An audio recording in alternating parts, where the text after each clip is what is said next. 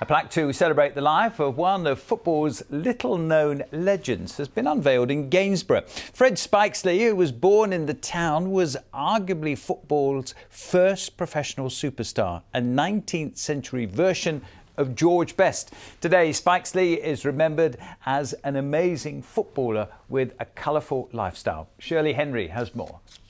This time, I am going to demonstrate some further aspects of the game.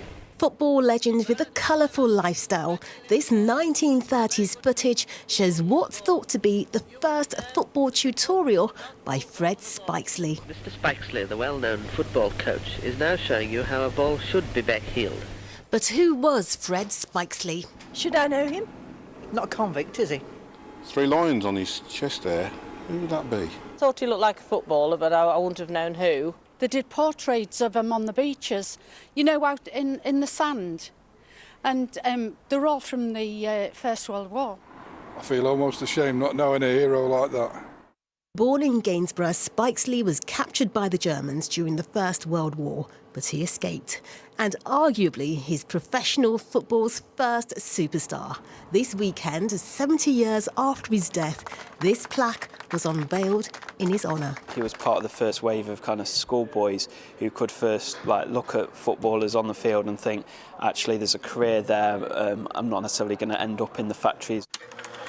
He turned professional when he was just 17. At his hometown club, he scored 131 goals in 124 matches. And in 1896, he scored 2 goals in the FA Cup final. There was a comparison against a modern-day football player, and if you look at the stats speak for themselves. You know, the goals he scored, the games he played in, his career progression. It's just unbelievable, really. For many, he was a 19th century George Best with the lifestyle to match. He did have 2 wives, he did have his flaws. Perhaps his biggest flaw was his gambling. He managed to get fired for just going to the races when he should have been at work and things like that. But when he was in a big match, he always delivered. And thanks to this plaque at Gainsborough Trinity, this local hero will always be remembered. This guy is worthy of a blue plaque in his own right, and so we're so pleased and proud today to be able to honour one of the Sun's most famous but forgotten heroes. Spiksley became a football coach, and when he wasn't coaching, he was at the races. He died at a racecourse on Ladies' Day in 1948. Shirley Henry, BBC Look North.